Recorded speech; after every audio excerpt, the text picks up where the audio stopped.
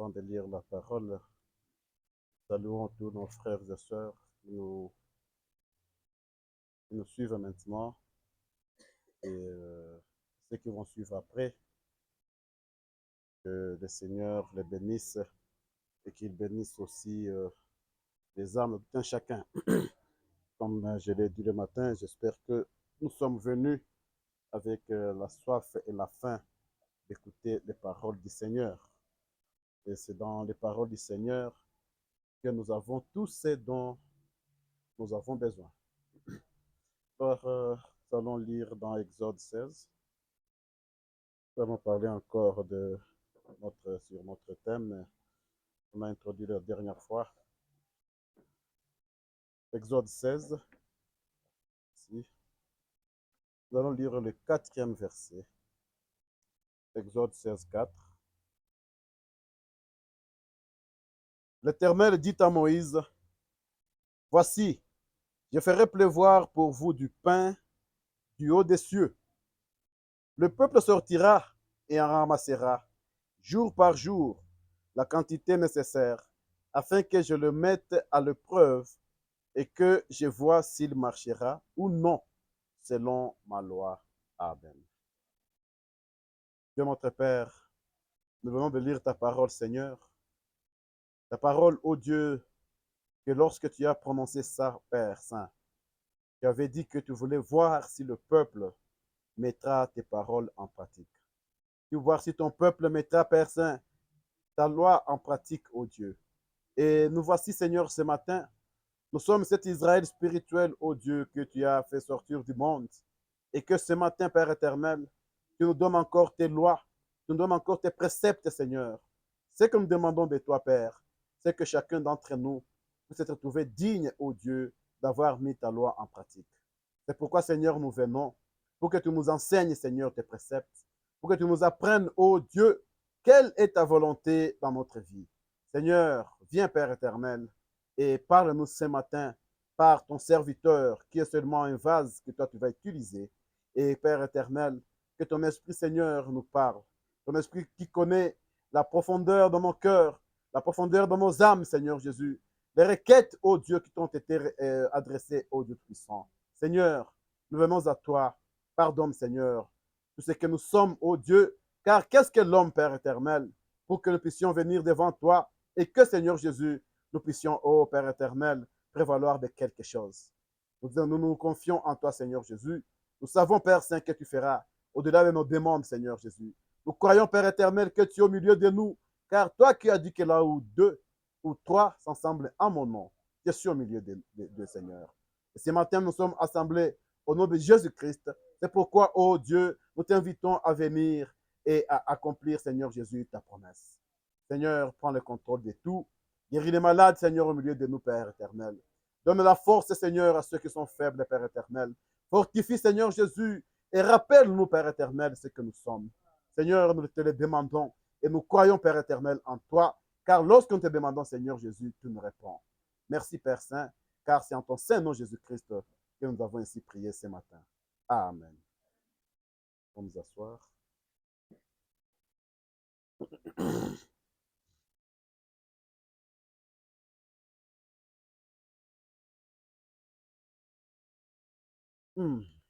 Euh, la semaine qui s'est achevée, ainsi que toute, toute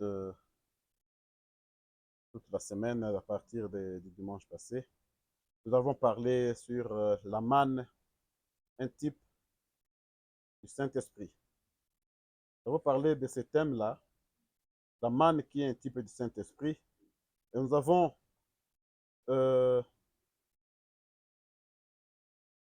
avons pu développer cela en suivant la marche d'Israël, du peuple d'Israël dans le désert.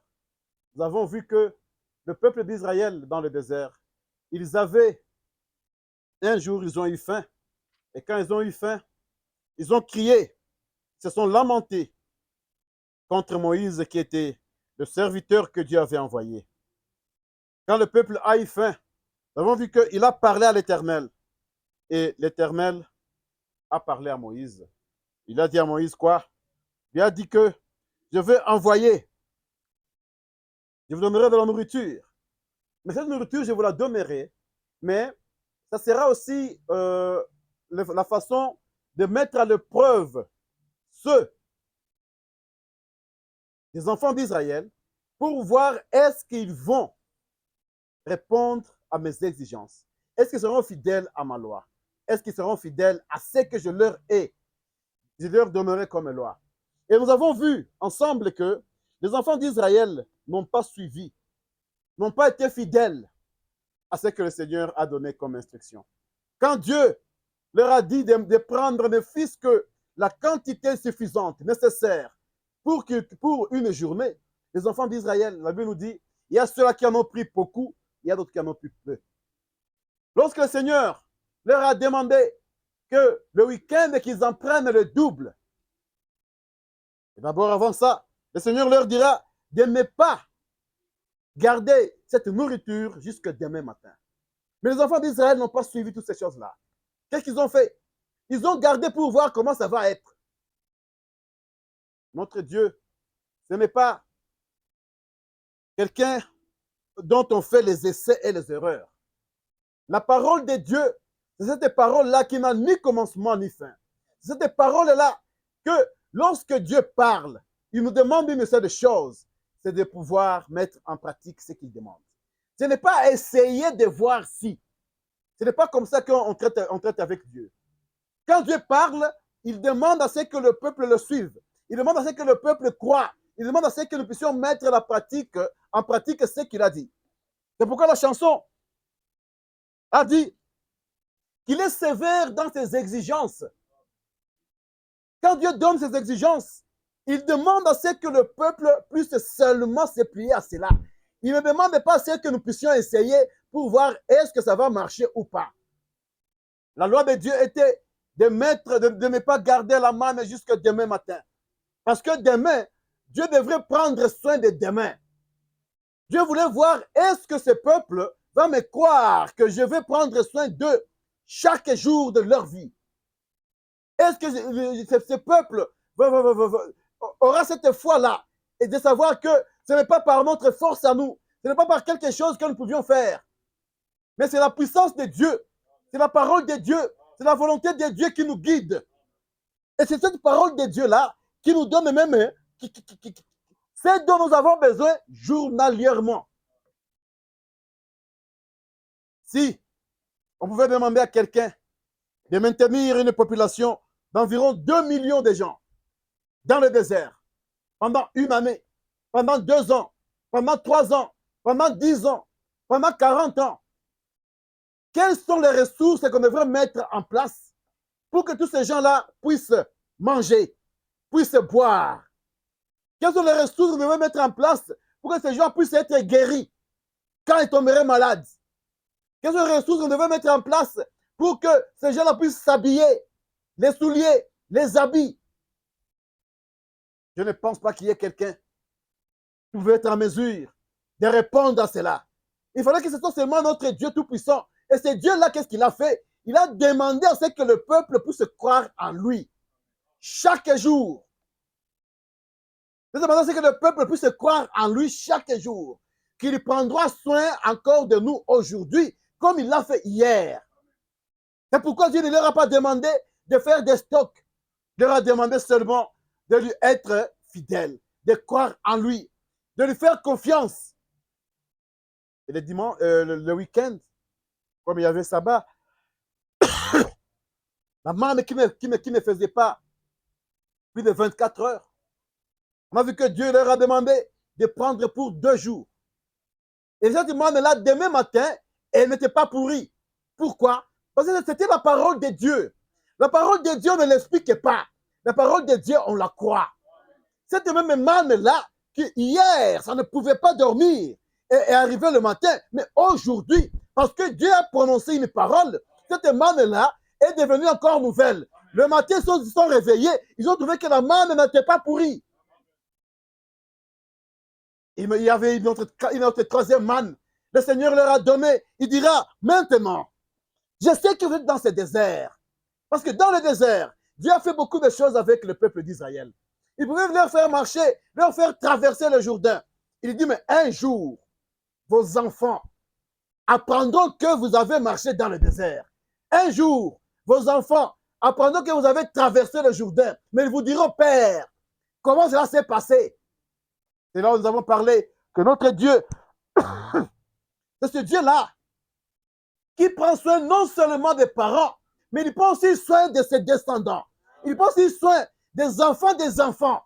Il prend aussi soin de ceux-là qui se mettent sur la ligne de sa parole. On a vu ça avec Isaac. Lorsqu'un jour Isaac, il voulait fuir la faim, là où il était, Dieu lui dira, Isaac, ne va pas en Égypte. De là, je peux me dire, donc dans la tête d'Isaac, il voulait déjà se diriger en Égypte. Cette Égypte, c'est un grand pays. C'est en Égypte où encore son père Abraham a pris fuite. Il est parti aussi là-bas quand ça n'allait pas. Et je pense qu'un jour, il lui racontait cela à son fils Isaac. C'est pourquoi un vrai parent, c'est le parent que moi j'ai eu. Un vrai papa, c'est le papa que moi j'ai eu. Et que Dieu le bénisse encore son âme. Une vraie maman, c'est cette maman qui est là. Cette mère-là, ces pères-là, qui s'assoient avec ses enfants et qui leur parle. Qui s'assoient avec ses enfants pour leur dire des choses, pour leur raconter les histoires. Ce qui s'est passé, comment est née notre famille, par où nous sommes passés, qu'est-ce que Dieu a fait pour nous, comment nous avons traversé ceci ou cela. Voici une famille selon Dieu. Parce qu'aujourd'hui, il y a des familles qui n'ont pas ça, qui ne connaissent pas. Il y a les pères qui mettent au monde comme si c'était des serpents. Il y a un père qui ne s'assoit jamais avec ses enfants. Une mère qui ne s'assoit jamais avec ses enfants. Mais comment ces enfants-là connaîtront? Parce que quelque part, la Bible nous dit que enseignez vos enfants. Vous les enseignerons comment? Lorsqu'on ne s'assoit pas avec eux. Voici la famille dont Dieu a besoin ce matin. De ses fils et de ses filles. C'est pourquoi lui, comme notre Père, la Bible nous dit quoi? Que chaque soir, Dieu descendait pour venir discuter avec Adam. Chaque soir, Dieu descendait pour discuter avec Adam. Demandez, Adam, comment était ta journée? Adam lui a dit, Père, aujourd'hui j'ai vu un animal qui était vraiment... Ah, comment tu as fait pour créer un phacochère? Il dit, mais comment tu as un phacochère? Il dit, tous les animaux qui passaient ici, la bouche était fermée correctement. Mais j'ai vu un truc qui est venu avec les dents comme ça. Et Dieu lui posera la question, tu l'as nommé comment? Adam lui a dit, ça je l'ai nommé phacochère. Je pense que Dieu rigolait un tout petit peu. Il dit, oui, c'est ça son nom. C'est un phacochère. Chaque soir, Dieu venait pour se rendre compte de comment Adam, il avait vécu sa journée. C'est pourquoi lorsque Adam a péché, son père l'a su le même jour. Ça n'a pas fait une éternité. Ça n'a pas passé 4 jours. Ça n'a pas fait 1 mois. Non, le même jour, le père l'a su. Parce qu'il est descendu pour apprendre de ses nouvelles, des nouvelles de ses enfants. Et là, il a dit, mais Adam a toujours été ici. Mais il est où? Il dit, Adam, où es-tu? Parce qu'il n'a pas trouvé Adam là où il devrait être sur son poste de travail. Et quand papa arrive à 23h ivre, à 6h, les enfants sont partis à l'école. Il ne le sait même pas. Et demain encore, il arrive à 23h ivre, à 1h du matin, à 2h du matin. Mais c'est quel genre de père? Qu'est-ce que ce papa-là qui ne parle pas avec ses enfants? Qui ne le verra jamais entouré de ses enfants à un certain moment. Même jouer avec eux. Les enfants sentent que nous avons un père dans la maison, nous avons une mère dans la maison. Beaucoup de parents ont démissionné de leur place. Et Dieu dans le ciel leur demandera ça. Parce que Dieu a donné un certain devoir, une loi pour les parents d'enseigner leurs enfants. C'est pourquoi ces jours-là, lorsque Isaac, il avait eu faim, il dira, ah, mon papa était parti en Égypte. Dans sa tête-là, il commençait à penser de l'Égypte. Et Dieu lui dira, Isaac, ne va pas là-bas. Reste là où tu es. Tu verras que je suis Dieu. je te bénirai là où tu es, Isaac. Il dit, je bénirai aussi ta descendance qui viendra après toi. J'aime ce Dieu-là. Il dit pourquoi? Il dit parce que Abraham était fidèle à toutes mes paroles. C'est pourquoi nous disons toujours, et je le répète encore, les parents ont une grande responsabilité pour les enfants qui vont venir après, pour les générations qui vont venir après. Aujourd'hui, tout parent a cette responsabilité-là de savoir qu'est-ce que je suis devant la face de l'Éternel. Est-ce que j'ai fait le devoir? Je suis à mon poste selon ce que Dieu souhaite, selon ce que Dieu le veut. Parce que demain, Dieu te dira, ou dira à tes enfants, ou aux enfants des enfants, ton père avait fait ceci. Parce que lorsque nous lisons la Bible, il y a aussi un autre parent dans la Bible, qui est Akab. Quand nous lisons dans le roi, Dieu parle d'Akab. Il dit quoi? Il dit, le fils d'Akab a fait ce qui est mal devant l'Éternel comme son père. Faisons attention. Comme son père. Akab avait cette femme-là qui était une mauvaise femme, qui l'a conduit à l'idolâtrie, qui l'a conduit à déplaire à Dieu. C'est pourquoi il faut toujours prier quand tu es une femme, que Dieu te donne son fils. Parce qu'un fils de Dieu, il marchera comme un fils de Dieu. Il parlera comme un fils de Dieu. Il te prendra dans la maison comme un fils de Dieu. Quand tu es un homme, demande à ce que Dieu te donne sa fille, une princesse, une reine. Vous trouvez une femme qui est très mal habillée. On dirait une prostituée. C'est mon mari qui veut ça. C'est mon mari qui aime que je porte ça. Non, c'est l'esprit qui est en toi. C'est l'esprit qui est en toi. Parce que si ton mari était un fils de Dieu, même l'esprit là qui est en toi, mais tu ne pouvais pas cohabiter avec lui. C'est pourquoi nous devons demander à Dieu de nous donner ses fils et ses filles comme partenaires. Et je crois que ce matin, ceux qui sont mariés au milieu de nous ont des fils et des filles de Dieu dans leur maison. N'est-ce pas, maman, ma fille? Tu es un fils de Dieu. Que Dieu te bénisse. Je vous demander les fils et les filles de Dieu. Alors, Dieu a donné cette manne-là. Pourquoi Dieu a donné la manne?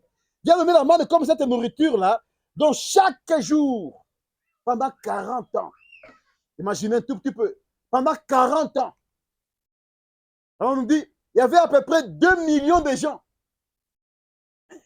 Si chaque personne doit manger 5 $, soit 2 millions, et même faire amener la nourriture dans le désert et de l'eau, ça viendrait d'où? Mais il fallait que ce soit un Dieu tout-puissant. Et c'est ce Dieu-là. Ce matin, nous verrons que Israël, pendant 40 ans, bien qu'ils ont mangé le désert, la manne, ils sont quand même morts. Bien qu'ils ont mangé cette manne-là, il n'y a personne qui soit là en vie aujourd'hui. Même lorsque le roi David était venu, il n'y avait plus personne. Tout s'était parti. Tout s'était parti. Mais ce jour-là, Dieu nous a parlé par son Fils, nous montrant que c'était seulement le symbole de quelque chose que Dieu voulait faire pour un autre peuple, un autre Israël, qui est Israël spirituel. Et cet Israël spirituel, quand les enfants qui ont mangé cette manne-là, les enfants des enfants, ceux qui ont mangé la manne du désert, ont parlé avec la manne vivante qui était devant eux, ils pouvaient leur dire, vos pères ont mangé ça, mais ils sont tous morts. Mais celui qui mange ce que moi je donne ce matin, dit, il ne mourra pas. Et même s'il meurt, je le ressusciterai. Voici maintenant la manne dont nous allons parler encore ce matin. Cette manne dont le Seigneur avait déjà donné,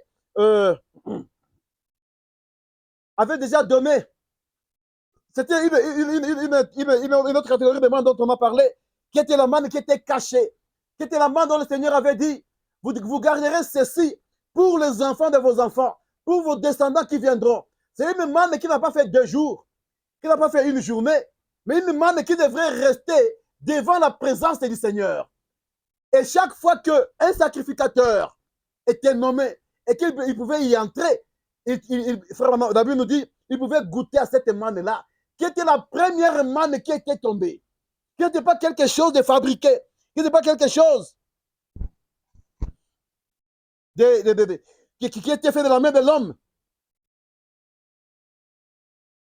C'était la manne qui était placée dans un lieu très saint, le lieu où il n'y avait pas la mort. Et c'était une manne qui était cachée. C'était plus visible à tout le monde. Vous voyez une catégorie de manne. Quand c'était tombé, c'était la même manne que tout le monde a ramassé. La Bible dira, Dieu a dit à Moïse qu'on ramasse aussi une partie de cette même manne ici, mais qu'on aille la cacher. Là où les yeux ne voyaient plus cette manne-là. Là où les hommes ne voyaient plus cette manne-là. Là où la manne était, on ne pouvait pas y trouver des choses pourries. Il n'y a pas de la pourriture là-dedans. Pourquoi? Parce que c'était une manne qui était conservée devant la présence du Seigneur. C'était une manne qui était conservée devant le lieu très saint. Là où il y avait la puissance de Dieu qui agissait à chaque instant. Là, il y avait la puissance de Dieu qui agissait à chaque minute. Là, il y avait la puissance de Dieu. Et devant la puissance de Dieu, il n'y a pas la mort. Devant la puissance de Dieu, il n'y a pas d'échec. Devant la puissance de Dieu, il n'y a pas la pourriture. Devant la puissance de Dieu, il n'y a rien qui puisse nuire. Voici là où cette manne-là était conservée. Et cette manne-là, elle ne représentait seulement une chose. Elle représentait seulement une chose. Ça représentait une véritable manne qui devait venir après un temps. Prenons un peu, toujours Exode 16, le 35e verset.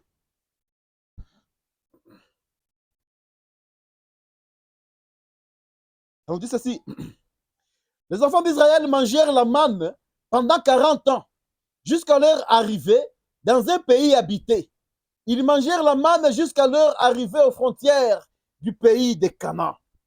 Pendant 40 ans, ils ont mangé cette nourriture-là. Pendant 40 ans, ils n'ont pas mangé quelque chose. Il y a cette manne que le Seigneur leur avait donnée, jusqu'à ce qu'ils sont arrivés dans un pays qui était habité.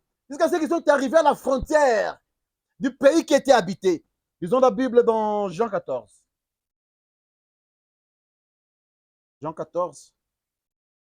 L'Écriture nous dit, il va commencer au premier verset. Parce que quand Israël est arrivé dans le désert, il y avait une promesse qu'ils avaient reçue. La promesse de quitter là où ils étaient dans l'esclavage, pour aller quelque part. Et ils étaient dans un voyage. Ce voyage-là les a conduits vers le chemin que le Seigneur lui-même leur a donné, que le Seigneur lui-même a tracé. Et dans ces voyages-là, Dieu a pris soin d'eux en leur donnant de la nourriture.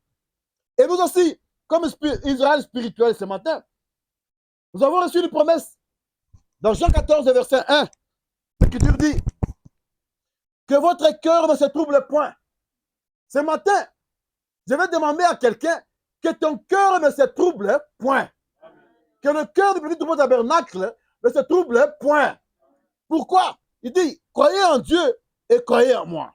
Il dit, il y a plusieurs demeures dans la maison de mon Père. Voici une promesse, comme la promesse que Abraham avait reçue. De savoir qu'il y a un endroit là où sa descendance ira habiter. Et nous, ce matin, le Seigneur nous dit, dans la maison de son Père, il y a plusieurs demeures. Il dit, si cela n'était pas, je vous l'aurais dit. Parce que lui, il est venu du ciel. Il nous dit que là, il y a plusieurs demeures. S'il n'y en avait pas, le Seigneur Jésus nous le dirait sur la terre. Il dit alors quoi? Je vais vous préparer une place. Voici maintenant la promesse que l'Église a ce matin. C'est la promesse que le Seigneur est parti nous préparer une place dans la maison du Père. Il y a plusieurs demeures. Il dit, et lorsque je m'en serai allé, et que je vous aurai préparé une place, je reviendrai et je vous prendrai avec moi, afin que là où je sois, vous y soyez aussi. Le Seigneur nous dit quoi? Il nous dit maintenant, le temps que moi je vais vous préparer une place, vous restez sur la terre. Mais quand j'aurai fini, je reviendrai pour vous prendre. Pourquoi? Parce que la place de fils et filles de Dieu, ce n'est pas sur cette terre qui est pourrie par la corruption du diable. Quand Dieu a créé, il a dit que tout ce que Dieu a créé, il est revenu là regarder, c'était très bon. Alors le Seigneur te promet que ce matin, il y a plusieurs maisons là-bas. S'il n'y en avait pas, il nous aurait dit, il va maintenant préparer une place pour tout un chacun. Et quand il aura fini, il reviendra pour nous prendre. En attendant, nous serons dans le désert, en train de marcher vers cette cité-là. Voici pourquoi chaque matin, quand nous nous réveillons, nous ne devons pas oublier notre identité. Nous devons savoir ce que nous sommes. Nous sommes fils et filles de Dieu et nous sommes dans un voyage ici sur la terre. Nous sommes des pèlerins. Nous sommes des gens qui sont en transit. Nous sommes en transit ici sur la terre.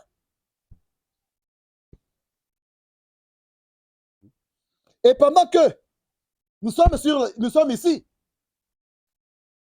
en tant qu'Église de Dieu, et à cette promesse-là, le Seigneur nous a promis aussi une autre nourriture que nous devons manger aussi longtemps que nous serons dans notre voyage. Et donc, c'est cette nourriture-là, c'est cette manne-là qui est descendue le jour de la Pentecôte. C'est cette manne-là qui doit accompagner l'Église jusqu'à nous faire arriver à notre destinée. Jusqu'à ce que nous allons arriver dans ce pays-là. Nous devons avoir à nous nourrir chaque jour de cette nourriture. Parce qu'il avait dit, en réalité, mon corps est une nourriture et mon sang est un breuvage. Il dit alors, lorsque c'est une nourriture, un breuvage, c'est ça que nous devons manger chaque jour pour que nous puissions arriver à atteindre la contrée, le pays que le Seigneur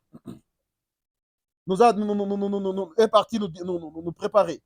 Nous allons lire un peu Frère Branham dans la résurrection de Lazare du 29 juillet 51. La résurrection de Lazare.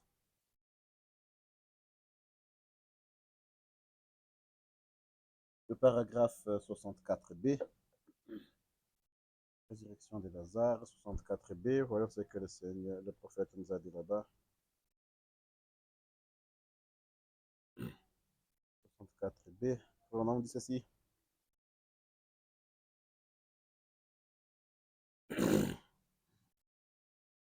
Il dit ceci.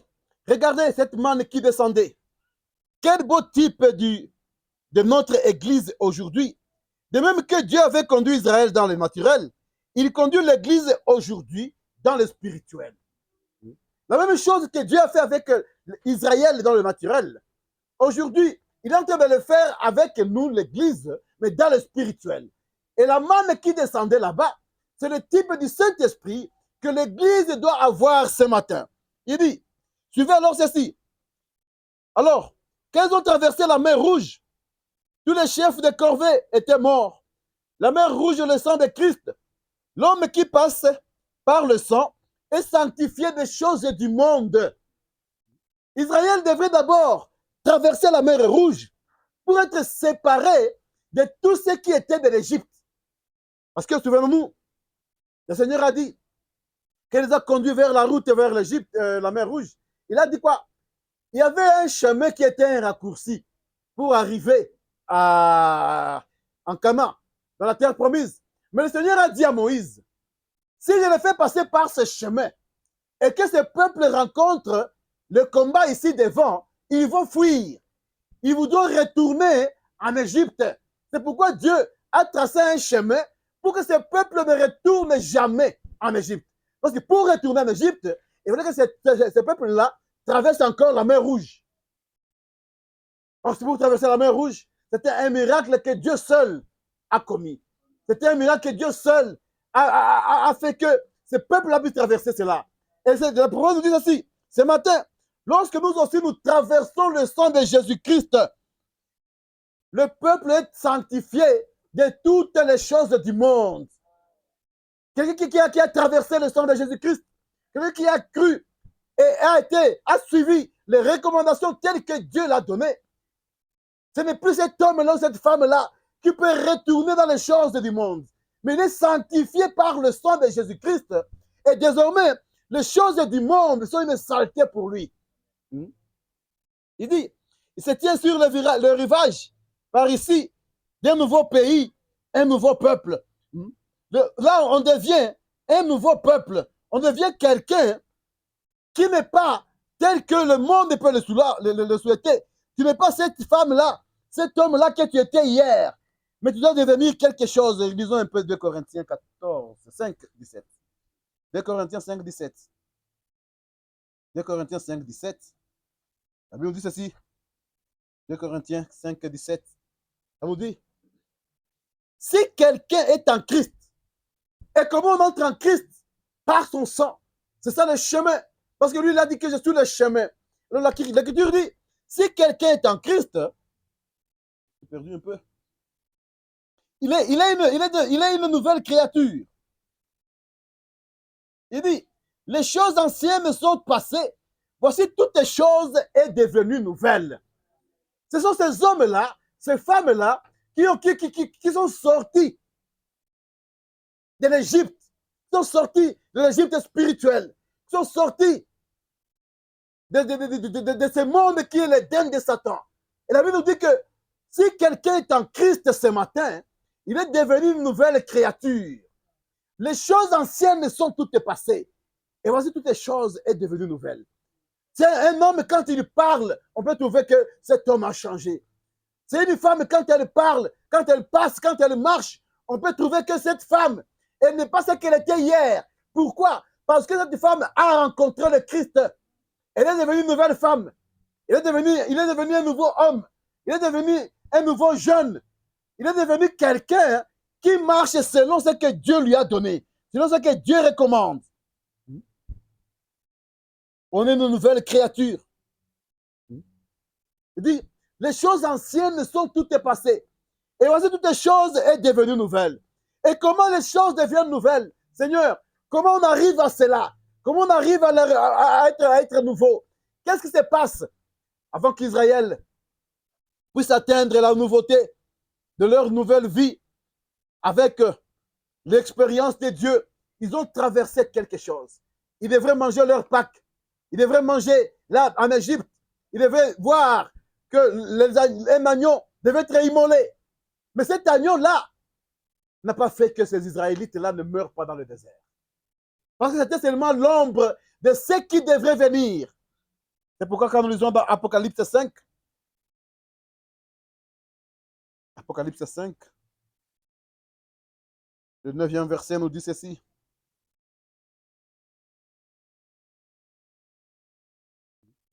Parce que lorsque les Israélites sont sortis, lorsqu'ils ont vu qu'en Israël, sur la mer Rouge, il y avait le corps de ce maître de corvée. Il y avait les chars de l'Égypte et des pharaons. Il y avait tout cela qui venait les tuer, qui venait leur amener la mort. Mais que Dieu a fait quoi? Dieu les a sauvegardés. Dieu les a libérés. Dieu les a mis hors du danger. La Bible nous dit que la grande sœur de Moïse a chanté. Il a pris un tambourin, il a chanté. Il y a Moïse qui a chanté. Il y a tout le monde qui pouvait chanter. Pourquoi? Parce que Dieu venait de faire quelque chose de merveilleux pour eux. Et la Bible nous dit ici, dans Apocalypse 5, verset 9, il dit, et il chantait un cantique nouveau en disant, tu es digne de prendre le livre et d'en ouvrir le sceau, car tu as été immolé et tu as racheté pour Dieu par ton sang des hommes de toutes les tribus, de toutes les langues, de tout peuple et de toutes les nations. Lorsque le Seigneur aussi, il voulait se créer ce peuple-là, ces gens-là qui devraient voyager sur la terre.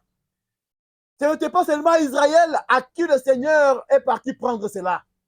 Ce n'est pas seulement à Israël où le Seigneur est parti chercher ce peuple-là. Parce que désormais, la Bible dit que toutes les langues de la terre devaient professer que le Seigneur Jésus-Christ est Seigneur. Et c'est partout là-bas que le Seigneur est parti chercher le peuple qui devrait porter son nom. Et là, le Seigneur dit quoi? La Bible nous dit que lui seul était digne de prendre le seau, le livre et d'en ouvrir le seau. Car tu as été immolé. Notre Pâque a été immolé. Et tu as racheté pour Dieu par ton sang les hommes de toutes les tribus. Un jour, quelqu'un a dit, mais vous pensez que seulement, dans votre famille seulement, Dieu a dit que ça doit venir de chaque tribu, de chaque peuple, de chaque... Oui, Seigneur, oui, monsieur. Même un petit troupeau tabernacle remplit cette condition-là. C'est pourquoi, ici chez nous, Dieu a appelé seulement ses fils et ses filles. Il pouvait appeler quelqu'un de Koulechimi. Je ne parle pas de Shadrach quand même. Je parle de Bandou. Et de Kibanja, notre frère bien-aimé. Alors bien, viens aussi ici dedans. Dieu pouvait regarder vers Calais. Il y avait une certaine femme qui s'appelait Taoussi et qui avait une petite fille. Et quand Dieu a regardé ça, Dieu est parti dans cette tribu-là, dans ce peuple-là, pour aller chercher quelqu'un qui devrait porter son nom. Dieu pouvait dire, ah, quand je regarde là, la fleur n'est pas encore bien faite. Dieu a cherché une cagnérée. Et là, vous voyez là, Dieu pouvait chercher je ne sais pas qui. Et voici comment Dieu a créé un bouquet du petit troupeau tabernacle. Comment expliquez-vous vous ne vous mariez pas, vous ne prenez pas des Kassaïens. Parce qu'ils ne sont pas des Kassaïens. Nous sommes des fils de Dieu et des filles de Dieu. Et Dieu nous donne ses fils et ses filles. Amen. C'est pourquoi la fleur, c'est un bouquet qui est là. J'aurais voulu la personne qui a posé cette question-là de trouver sa réponse ce matin. Ici, il n'y a pas de Kassaïens. Ici, il y a le peuple de Dieu. Et le peuple qui est venu d'où? La Bible nous dit ceci. Il dit, je continue ici. Par ton sang, des hommes de toutes les tribus, de toutes les langues. C'est pourquoi ce matin, je peux saluer quelqu'un, Waramutse, il comprendra. Je peux saluer un autre, comment ça on dit, oh là là, ça me saute là en tête. Hein? Il y a quelqu'un qui va répondre aussi. Je peux dire à quelqu'un d'autre, vous voyez, il y a toutes les langues, il y a plusieurs langues qui sont là. Il y a quelqu'un d'autre qui me regarde et dit, mais pourquoi moi ne me parle pas? Biche bien maman. Bien qu'elle n'aime pas que je dise biche. Vous voyez, il y a toutes les langues. C'est comme ça que Dieu appelle son peuple. Ce n'est pas qu'ici, nous aurons toutes les langues du monde. Le Congo seulement en a 450 tribus. Vous voyez? Mais Dieu, ici chez nous, il crée un petit bouquet de fleurs qui le plaît. Un petit bouquet de fleurs qui lui soit correct. Il dit de toutes les langues. Il dit, il y a encore quoi? De tout peuple, de toutes les nations. Voici comment Dieu est parti chercher le peuple qui doit désormais traverser le désert. Et comment Dieu a fait de cela? Il dit ceci, 10. Qui a fait d'eux, de ce peuple-là, qui est venu de toutes les nations, de toutes les langues, de toutes les tribus, de tous les peuples. Dieu a fait de quoi? Il dit, et tu as fait d'eux un royaume et des sacrificateurs pour notre Dieu. Pourquoi Dieu a fait de ce peuple-là un royaume de sacrificateurs? Pourquoi Dieu a fait de cela d'abord un royaume et des sacrificateurs? C'est-à-dire tous ceux-là qui appartiennent dans la lignée d'Israël spirituel, Dieu voit ces hommes-là, à ces femmes-là des sacrificateurs. Pourquoi sacrificateurs? On va le voir.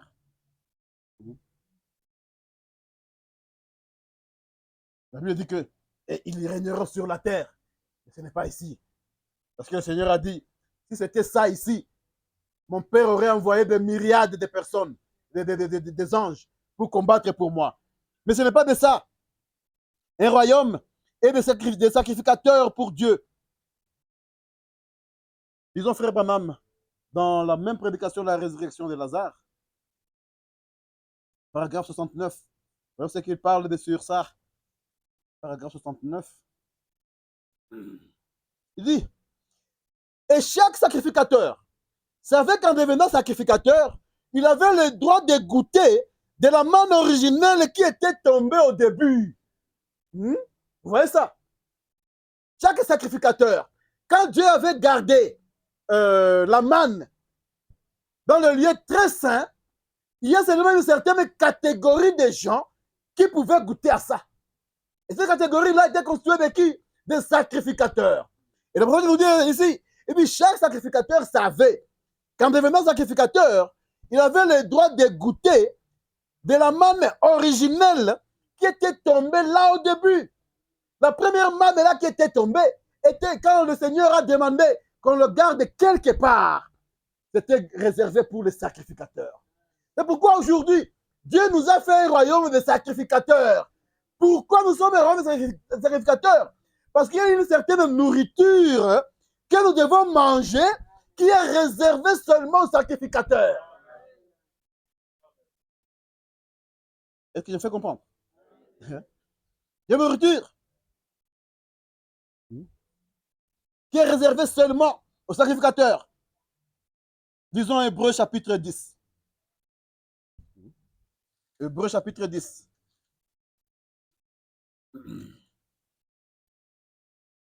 Hébreux 10. On va je vais prendre le verset 5. Hébreux 10, 5.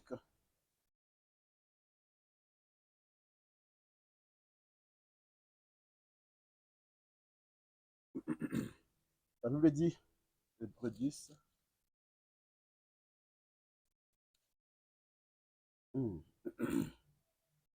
Il dit, c'est pourquoi Christ en venant, en entrant dans le monde dit, tu n'as pas voulu ni sacrifice, ni offrande, mais tu m'as formé un corps. Tu n'as agréé ni holocauste, ni sacrifice pour le péché. Mais j'ai dit, voici, je viens, dans le rouleau du livre, il est question de moi, pour faire, ô Dieu, ta volonté. Je pense que c'est le vendredi qu'on a parlé de ça, lorsque le Seigneur a parlé dans Jean, je pense 4, Jean 3, ou 4 comme ça, que j'ai une nourriture que je mange, que vous ne connaissez pas. Et ma nourriture était quoi? Était de faire la volonté de Dieu. Et cette volonté de Dieu était de faire quoi? La volonté de Dieu était d'amener à ce que les fils et les filles de Dieu deviennent sacrificateurs pour le royaume du Dieu tout vivant.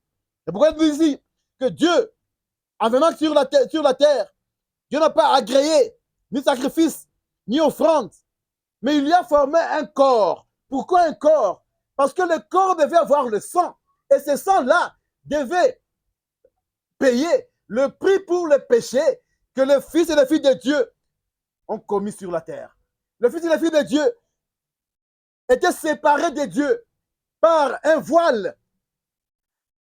Donc ce voile-là faisait qu'on ne puisse pas voir Dieu. On ne puisse pas accéder à cette manne-là qui était réservée seulement aux sacrificateurs.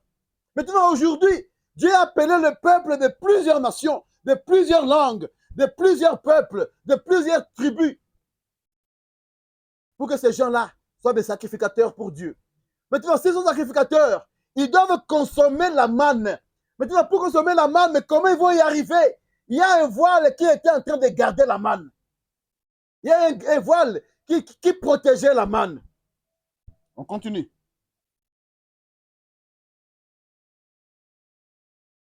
Maintenant, le Seigneur est venu pour faire la volonté du Père. Pour faire la volonté du Père. Il dit, alors j'ai dit, voici, je viens dans le livre, dans le rouleau du livre, il est question de moi, pour faire, ô Dieu, ta volonté.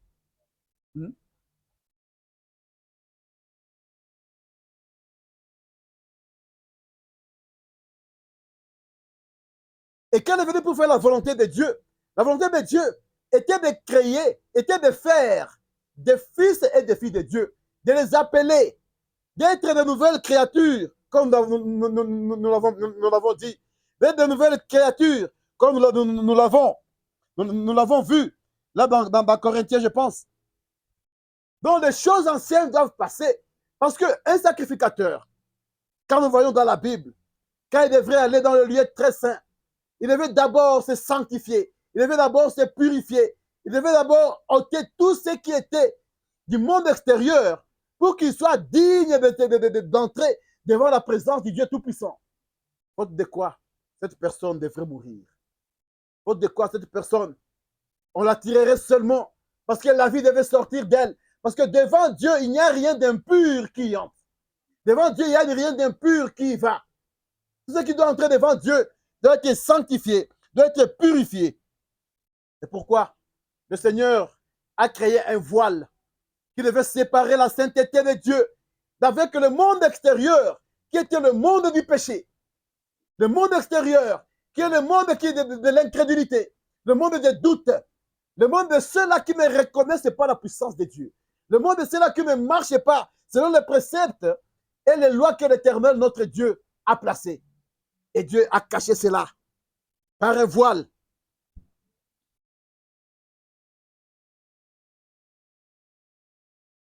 Mais, comme nous l'avons dit, les enfants d'Israël devaient marcher en ayant d'abord eu la force qui devait sortir de leur agneau. Et nous aussi, lorsque notre sacrifice était prêt, lorsque notre sacrifice devrait être fait, lorsque le peuple que Dieu a appelé de toutes tribus, de toutes langues, de tout peuple, devait former ce royaume et le sacrificateur, il fallait qu'il arrive à ce que Dieu puisse déchirer le voile.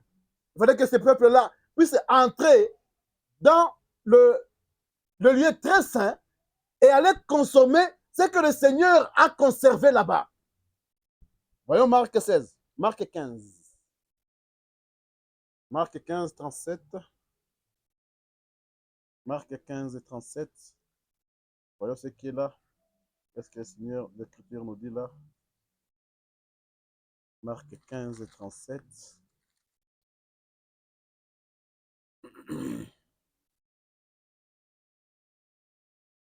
Il nous dit, mais Jésus, ayant poussé un grand cri, expira. Jésus ayant poussé un grand cri, expira. C'est pourquoi, quand nous avons lu dans Apocalypse, on nous a parlé de comment l'agneau a été immolé. Lui qui était digne, pas seulement de prendre le livre, mais aussi d'en rompre le sceau. Maintenant, quand celui-là est immolé et qu'il expira, quand tu nous dis, le voile du temple, là où Dieu avait demandé à ce que la manne soit cachée, là où seuls les sacrificateurs devaient entrer, il nous dit, le voile du temple se déchira en deux. Et qui a déchiré le voile? Vous le connaissez? C'est celui qui pouvait avoir la hauteur de déchirer un voile qui commençait par là.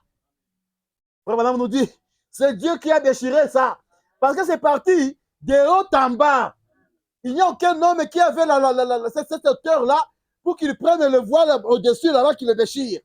Quand le Seigneur est mort, quand il a dit que tu m'as donné, tu m'as formé un corps pour faire la volonté de Dieu, pour appeler les fils et les filles de Dieu, et que ce corps-là qui était le voile a été frappé.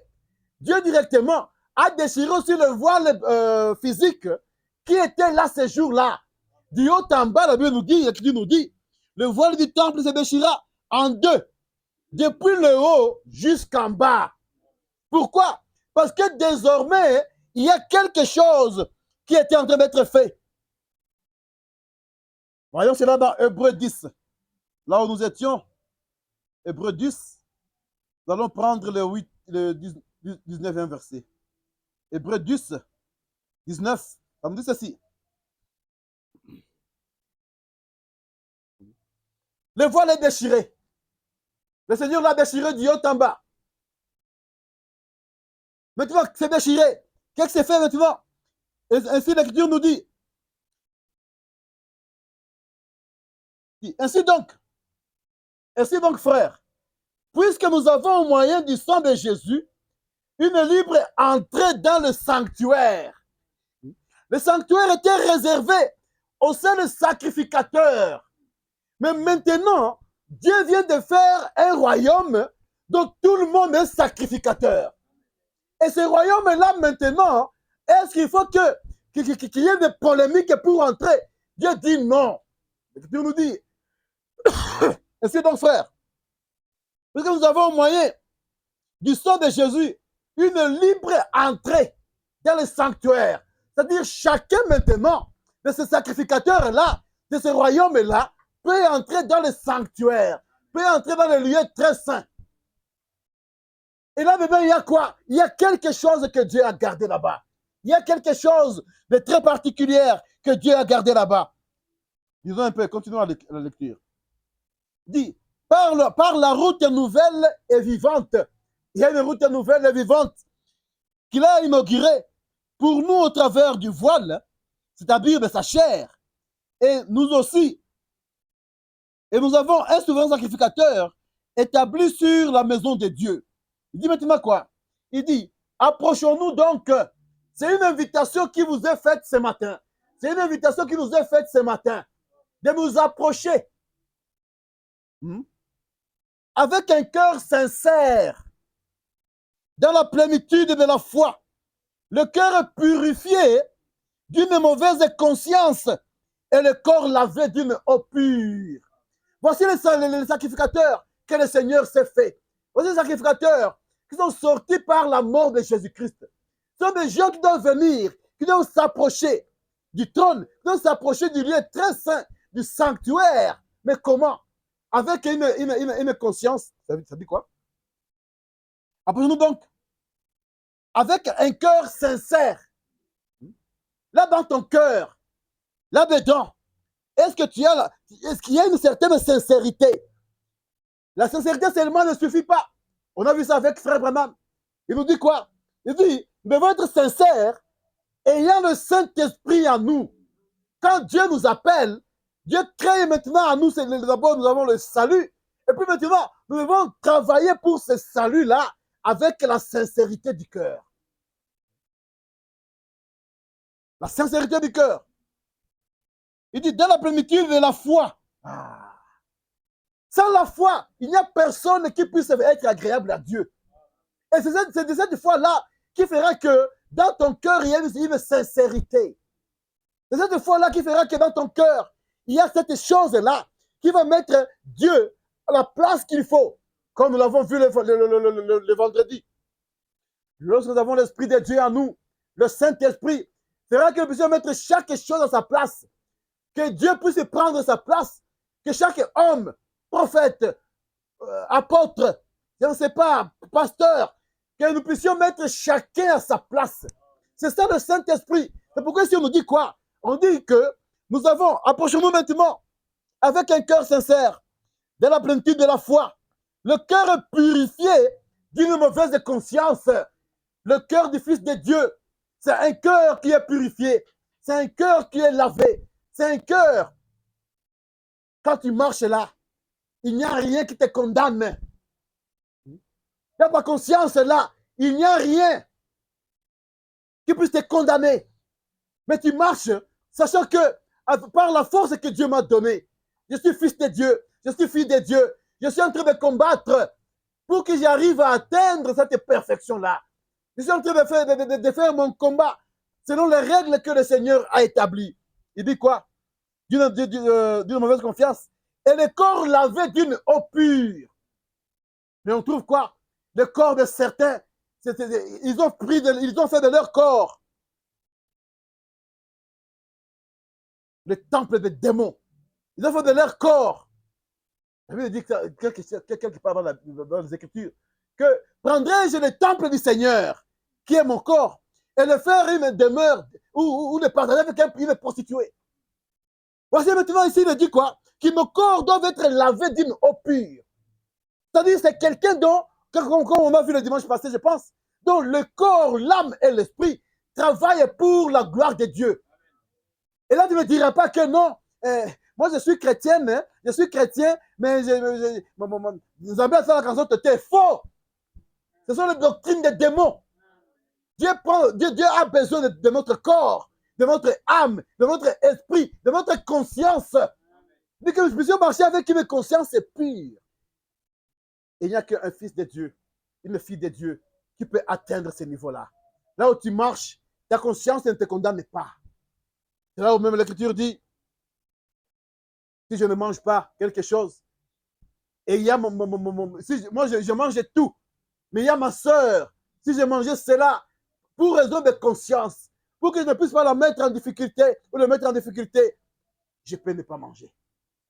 Mais dis-moi, dans ma conscience, ça ne me condamne pas. Voici ce que Dieu nous recommande ce matin. C'est ce que l'Écriture nous demande ce matin. Des gens qui marchent avec une conscience pure, des fils et des filles de Dieu, qui livrent leur corps pour l'œuvre du Seigneur, qui livrent leur âme, leur cœur pour l'œuvre du Seigneur. Pourquoi? Parce que Dieu veut habiter là-dedans. Et désormais, tu ne marcheras pas. C'est pourquoi je disais, nous devons éviter à dire que non, c'est un enfant, j'ai trompé un enfant. Non, le mensonge reste le mensonge. Et notre conscience de Dieu nous appelle à avoir une conscience pure. Ce n'est pas parce que c'est un enfant, c'est un enfant que je dirais, je vais t'amener des biscuits que je ne vais pas amener. Ma conscience, est-ce que sera pure?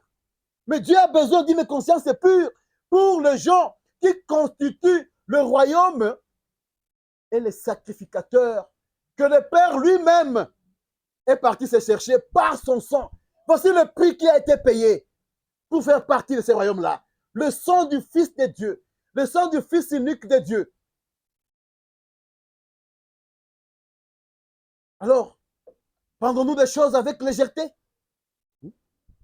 Prendrons-nous ceci avec légèreté? Lorsque Dieu était très sérieux quand il fallait nous racheter, au point qu'il a donné son fils bien-aimé, le fils unique qu'il avait.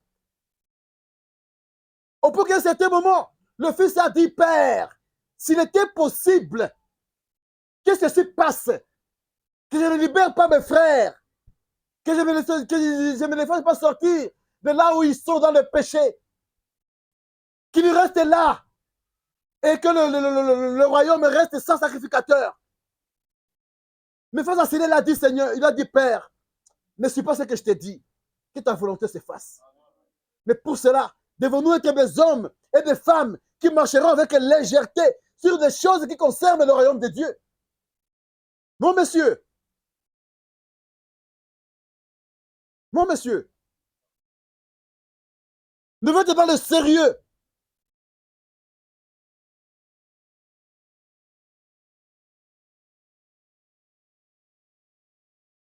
Jésus, le Seigneur, venait de retirer le voile. Venait de retirer ce qui était en train de cacher le lieu très saint, là où Dieu était. Il dit maintenant, nous avons une libre entrée dans le sanctuaire. Il n'y a plus quelque chose qui va nous empêcher d'y entrer. Mais comment nous devons être? Quelle est cette catégorie d'hommes et de femmes qui doit y entrer? Nous devons nous y approcher avec un cœur sincère, de la plénitude de la foi. Pas les gens qui ne savent pas sur quel pied sont en train de danser. Nous ici, chez nous, nous ne faisons pas je ne sais pas, nous croyons tout. Quand quelqu'un vient, il nous dit que les témoins sont révélés, bon, Dieu le sait. Quand quelqu'un vient, il dit que ce n'est pas révélé, Dieu le sait. Quand quelqu'un vient, il nous dit que l'enlèvement a déjà eu lieu, Dieu le sait. Non, la Bible demande que tu aies la foi. Et la foi, elle doit te montrer quelle est la parole du Seigneur. Quelle est la part du Seigneur? Qu'est-ce que le Seigneur te demande? Pas quelqu'un qui tergiverse à gauche et à droite. Dans la plénitude de la foi. Et pour cette foi-là, l'Écriture nous a dit que, bien aimés, nous sommes exhortés à combattre pour cette foi-là. Pourquoi? Ça a été donné une seule fois pour toutes. Ça ne reviendra pas une seconde fois que le Seigneur viendra mourir sur la terre. Et c'est pourquoi aujourd'hui, lorsque tu entends cette parole, la Bible dit, n'endurcis pas ton cœur. Comme les enfants de la rébellion dans le désert. Ils ont Marc chapitre 24. Marc 24, nous allons commencer au verset 44. Le voile est retiré. et comment nous devons marcher dans cette foi-là. Comment nous devons marcher, comment nous devons savoir que cela est ce que Dieu a fait. Disons Marc chapitre 24, on commence au verset 44. Il dit, pardon, Luc 24, 44. Luc 24, 44. La Bible dit,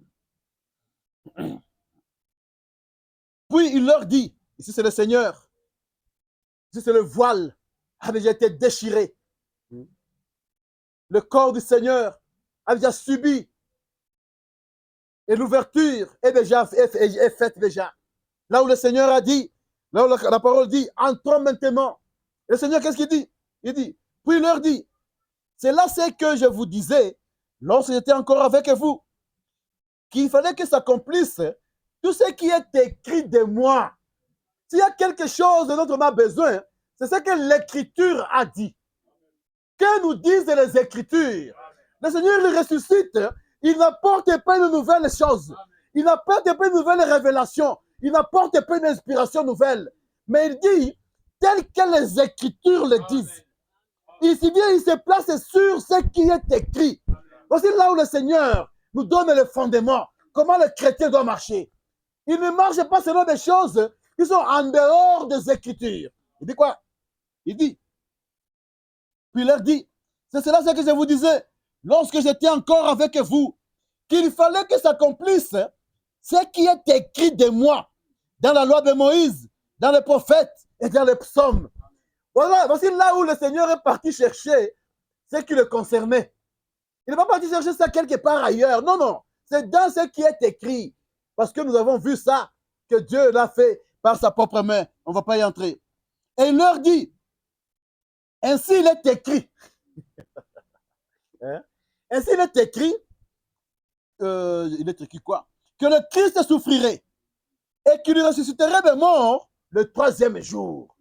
Les disciples pouvaient aller regarder cela, que c'était écrit dans les psaumes, dans les prophètes. Ce n'est pas quelque chose que le Seigneur était en train de chercher dans sa tête. Il dit ainsi, et que la repentance et le pardon des péchés seraient prêchés en son nom à toutes les nations, à commencer par Jérusalem. Vous savez là où c'est écrit? Lisons Ésaïe chapitre 2. Ésaïe chapitre 2.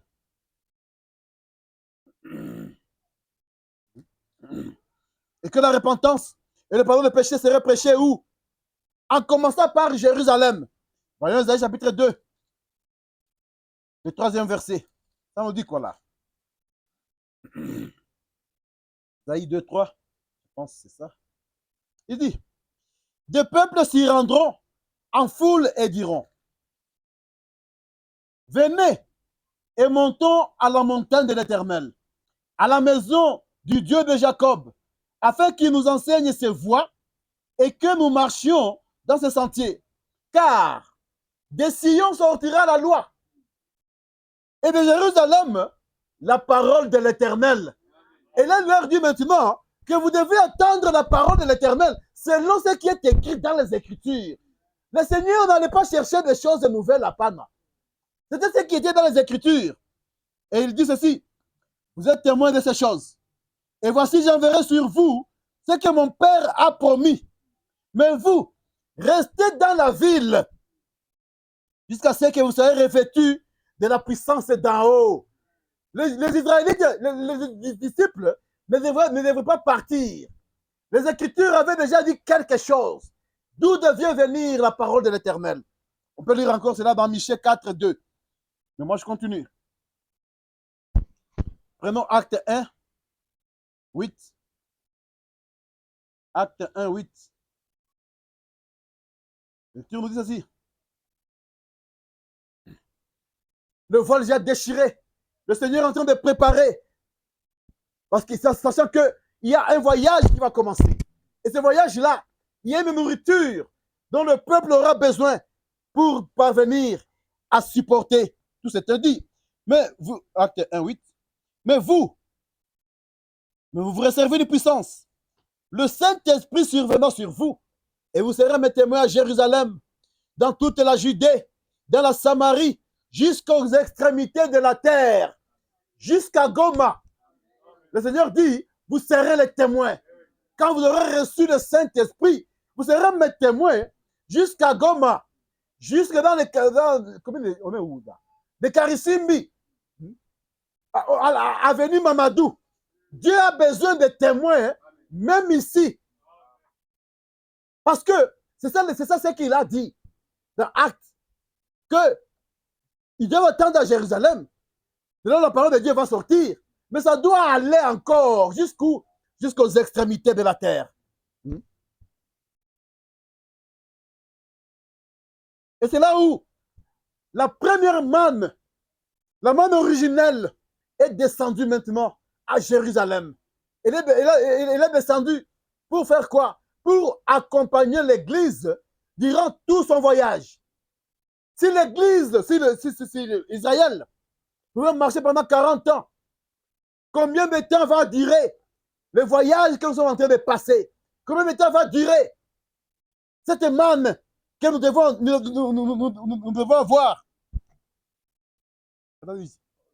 Je vais lire la résurrection de Lazare. On a déjà lu ça. Voyons ça en paragraphe 67. C. Voyons ce que le frère Branham nous dit là sur cette question ici. La résurrection de Lazare, même prédication, paragraphe 67C. 67C.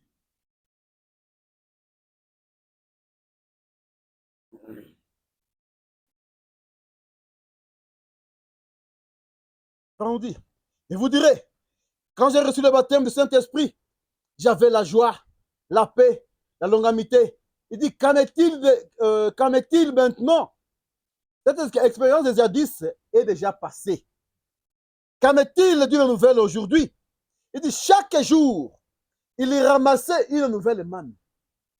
Et la manne, c'est un type parfait du Saint-Esprit, venant de Dieu, le soutien pour leur traverser, pour leur faire traverser le désert. Comme l'Esprit est notre soutien aujourd'hui pour nous faire passer ce pèlerinage. Nous sommes en route vers la terre promise. L'Église ce matin est en route vers la terre promise. Cette terre-là où le Seigneur a dit, dans la maison de mon Père, il y a plusieurs demeures. Je vais vous préparer une place. Et aujourd'hui, l'Église est en route vers cette terre-là, vers cette maison-là, là où le Seigneur est parti préparer la place. Et ce qu'il demande maintenant, nous avons besoin d'une nourriture qui doit nous fortifier durant tout notre séjour dans le désert. Et cela, le Seigneur a dit, je serai avec vous tous les jours. Il dit, chaque jour, il ramassait une nouvelle manne. Chaque jour, l'Église doit avoir une nouvelle expérience avec le Saint-Esprit.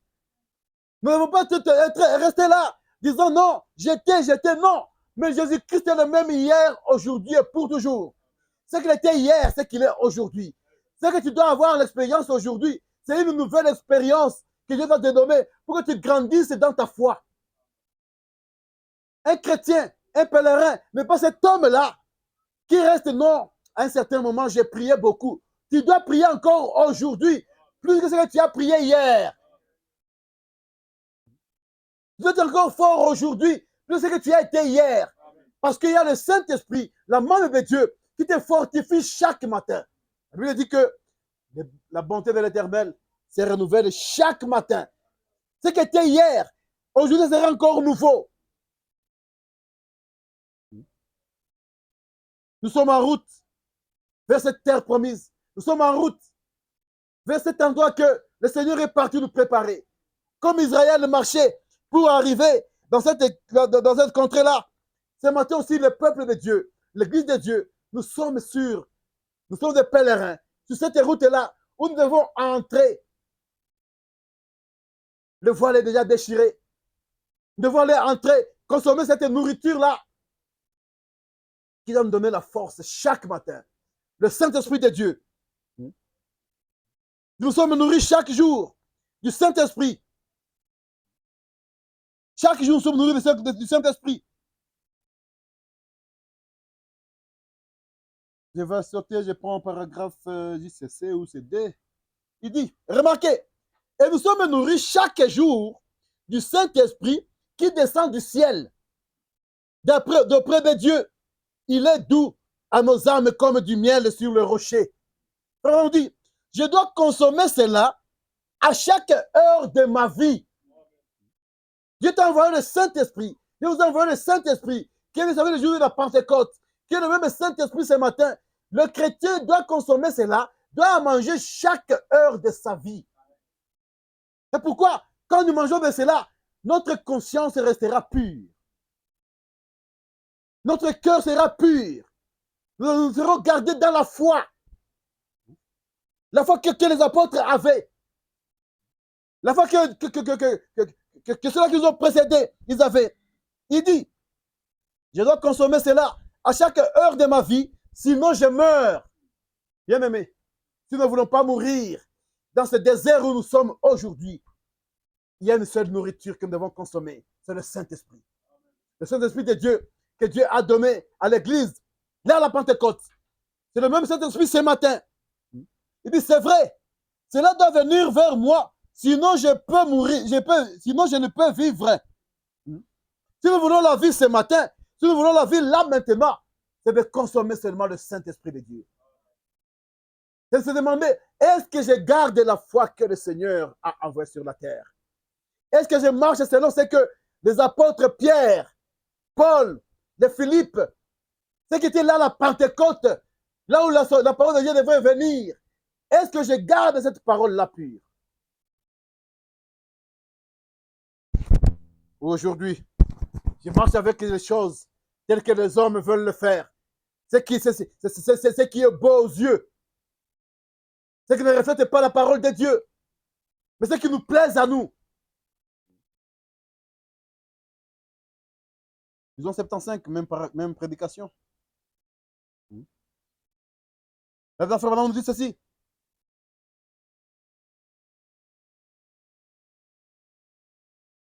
Il nous parle en nuançant sur...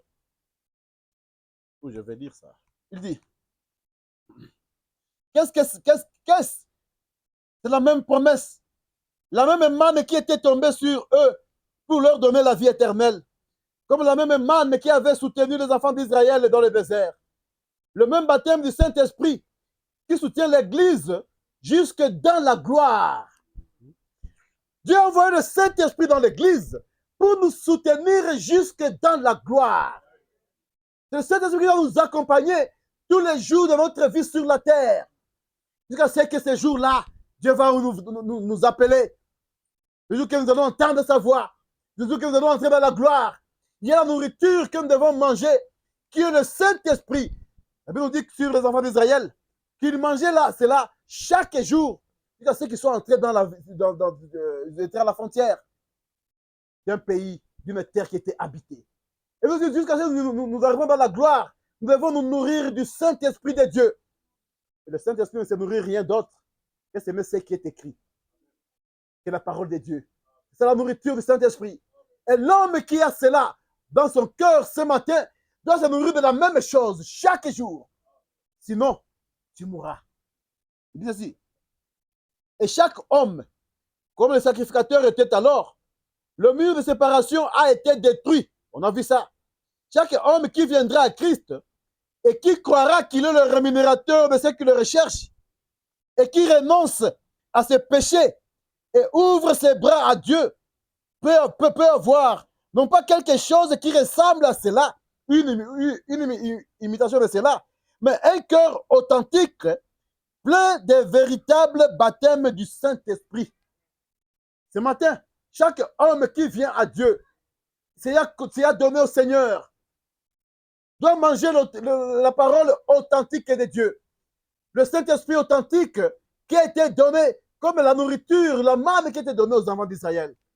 Pas une imitation. Pas quelque chose qui ressemble, qui est à peu près. Non. Mais le véritable Saint-Esprit de Dieu. Pourquoi? Parce que Dieu a déjà déchiré le voile. Nous avons aujourd'hui l'entrée qui est libre pour aller manifester, pour aller prendre, pour quiconque veut le prendre, le mur de séparation a été détruit. Dieu a créé un royaume de sacrificateurs qui nous sommes invités à entrer dans le royaume, à entrer dans le sanctuaire.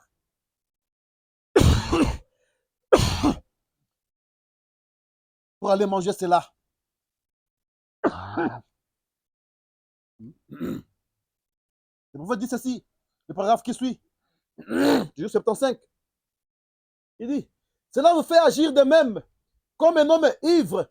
Cela vous fait agir juste comme eux l'avaient fait le jour de la Pentecôte. C'est ce jour-là que notre manne est tombée. Ce jour-là que notre manne a fait agir aux gens comme s'ils étaient ivres. Il dit, chaque croyant, ce matin, a le droit de recevoir cela. Ce n'est pas réservé seulement aux souverains sacrificateurs qui étaient là à l'époque. Mais aujourd'hui, Dieu a fait de nous un royaume de sacrificateurs. Et si nous le sommes, chaque croyant a le droit de recevoir le Saint-Esprit. Il dit, juste comme chaque sacrificateur qui commençait le sacerdoce pouvait prendre la manne. Là-bas, il n'y avait que les sacrificateurs. Quand il devenait sacrificateur, il pouvait se dire, je vais goûter la manne. Même si c'était 200 ans après qu'ils sont entrés dans la terre promise, ces gens-là pouvaient goûter cela. Et ce matin, cela est donné à tout croyant qui vient à Jésus, qui vient à Dieu avec un cœur pur. Chaque croyant a le droit de recevoir cela. Si je souhaite avoir 2 fois ma taille, peut-être je ferai 2 fois mieux, plus de bruit. Frère me dit, ceci pouvait me faire à ce que je fasse encore beaucoup de bruit. Savoir que ce matin, je peux recevoir le même Saint-Esprit que Paul avait ce jour-là. Le même Saint-Esprit que Pierre avait ce jour-là. Le même Saint-Esprit que les apôtres avaient ce jour-là. Le Saint-Esprit qui a fait que, quand ils marchaient, il y avait les morts qui ressuscitaient au milieu d'eux. Il y avait les malades qui étaient guéris. Le Saint-Esprit qui a fait que même leur ombre pouvait faire marcher quelqu'un. Le malade, ça chassait les démons. Le même Saint-Esprit qui a fait que les démons qui étaient ces jours-là savaient qu'il y avait quelqu'un qui avait en lui une vie qu'eux n'avaient pas. Un jour, les démons pouvaient dire, nous connaissons qui est Jésus et qui est Paul. Hein? Ils connaissaient qui était Jésus et qui était Paul. Mais toi, vous là, qui êtes-vous? Les démons savaient. Donc les démons là où ils étaient, ils savaient qu'il y avait quelqu'un qui avait une autorité à laquelle ils pouvaient se soumettre. Vous démons, nous vous chassons au nom de Paul, au nom de Jésus que Paul prêche. Les démons disent quoi? Nous quitter ici. Jésus, nous le connaissons. Il nous a fait ça quand il était ici. Et quelqu'un pouvait dire, tu sais qu'un jour là, quand vous étiez dans cet homme-là, toi qui étais parti dans le port, dis, cet homme-là, dis-moi un jour là, j'ai fait ceci. Les démons parlent et ils connaissent les gens. Quand Paul marchait, les démons avaient peur même de son ombre. Et quand seulement l'ombre de Paul marchait, les démons n'entendaient pas que Paul parle. Ils fuyaient. Maintenant, lorsque quelqu'un est venu avec le nom de ce bien-là, de Paul-là, il dit, nous connaissons Jésus. C'est pourquoi je vous dis toujours, quand c'est dans la yes, ça ne fait rien. Non, c'est un cœur qui croit qui va chasser les démons au nom de Jésus. Quand c'est dans la yes, non, ça ne fait rien. Les démons te voient, ils se moquent de toi. Vous démons, au nom de Jésus que Paul prêche. Quoi? Nous connaissons Jésus? Ils ont cité le nom. Nous connaissons Jésus et nous connaissons Paul. Mais qui êtes-vous? La Bible nous dit quoi? Ils se sont jetés sur ces gens-là. Mais ce matin, la bonne nouvelle que vous avez, le Seigneur vous donne le même esprit qui était dans Paul. Combien? Les gens, tout le monde devait être debout. Le même esprit qui était dans Paul. Le même esprit dont les démons témoignaient qu'ils connaissaient Paul. Chaque croyant a le droit de recevoir cela. Ce n'est pas réservé à Branham. Même toi ce matin, tu as le droit de recevoir cela. On dit, frère, 76, je me sens très bien de toute façon à ce sujet. C'est donc cette église a besoin aujourd'hui. Petit troupeau, on a besoin de quoi aujourd'hui, frère Paul? C'est dont cette église a besoin aujourd'hui. C'est d'un bon réveil. Pas une nouvelle doctrine. Nous sommes déjà sur le fondement des apôtres. La doctrine de Paul, nous l'avons déjà ici. Qui est cette doctrine de ne parler en dehors de ce qui est écrit? Quand le Seigneur est ressuscité, il n'est pas venu avec une inspiration. Il a dit ce qui est écrit, tel que cela est écrit. Et Paul nous demande quoi? Il demande garder cela. Parce que moi-même, Paul, pour que ces démons-là me connaissent mon nom, je ne suis pas allé en dehors de ce qui est écrit. Et ce matin, tu as le droit de cela. Vraiment, je te dis maintenant, ce que nous avons besoin ce matin, c'est quoi? C'est juste un réveil. Pas une nouvelle ordre. Pas juste, mais juste agir ce que vous connaissez déjà à ce sujet. Est-ce que nous connaissons quelque chose? Est-ce qu'il y a une doctrine que nous connaissons? Est-ce qu'il y a une position du petit troupeau que nous connaissons ce matin? Vraiment nous dit, c'est ce dont nous avons besoin. Juste agiter ce que nous connaissons. Pas besoin de quelque chose de nouveau qui va venir. Non. Ce que nous connaissons, c'est la parole de Dieu. Et la parole de Dieu, elle ne change jamais. Comme si elle a agi avec Paul hier, si elle a agi avec Pierre hier, aujourd'hui, chaque croyant a besoin de cela et il en a droit. Parce que Dieu l'a donné. C'est pourquoi, mes frères bien-aimés, mes soeurs, agissons ce que nous avons. Agissons ce que nous avons. Disons, crois-tu cela du 3 octobre 51? Crois-tu cela du 3 octobre 51? Je me dirige vers la fin. Crois-tu cela du 3 octobre 51? Je vais lire 41b.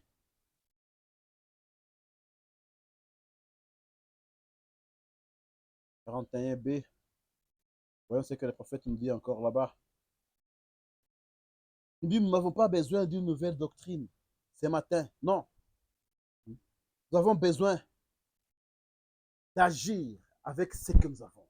D'agiter ce que nous avons. Nous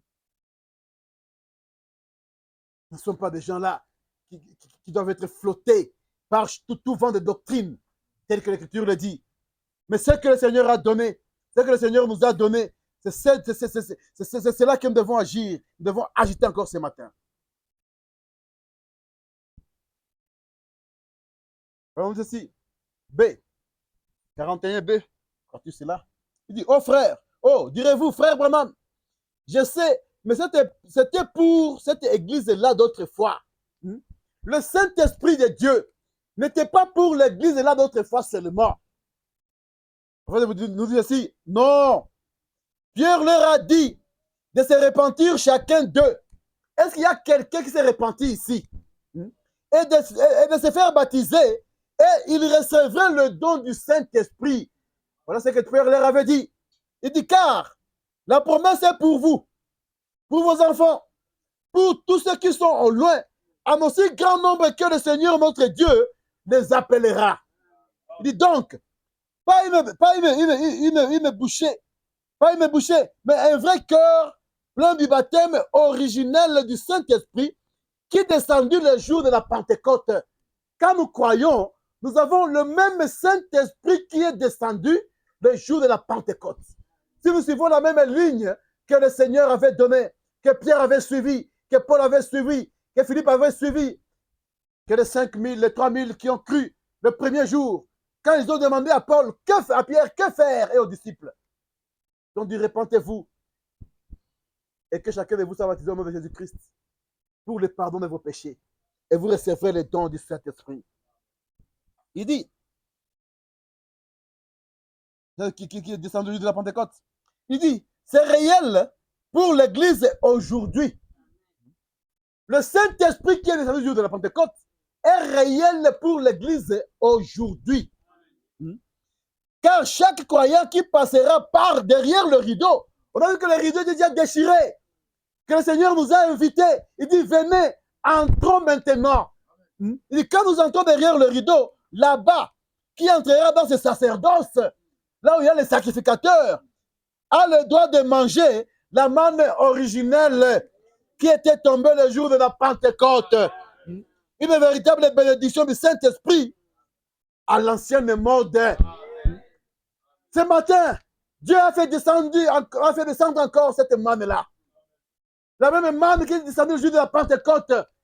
Le voile était déchiré. Il n'y avait plus de secret là-bas. Le sacerdoce est déjà ouvert à quiconque croit. À cela que le Seigneur a donné cela. Il demande seulement de se repentir, d'être baptisé au nom de Jésus-Christ et de goûter à la manne là. De goûter à ce que les apôtres ont goûté ces jours-là. On pouvait voir les hommes et les femmes qui marchaient comme s'ils étaient ivres. On pouvait voir les hommes et les femmes. La Bible nous dit, frère Paul, David, cherchez-moi le choix d'une épouse. Le choix d'une épouse. Le même Saint-Esprit qui était descendu le jour de la Pentecôte, il est encore là aujourd'hui, plusieurs milliers, plusieurs centaines d'années plus tard, plusieurs jours, mais cet Esprit est encore là. Et quiconque croit et respecte les normes, sur les normes telles que le Seigneur l'a données, comme Pierre l'a suivi, comme Paul l'a suivi, comme ceux qui ont précédé l'ont suivi, le même Saint-Esprit ce matin est réservé aussi. Le même Saint-Esprit ce matin peut faire la même chose, comme ça fait au temps de Paul, au temps de Branham. C'est le même Saint-Esprit ce matin. Para 173. Le choix d'une épouse du 29 avril 65. Le prophète dit ceci. 173.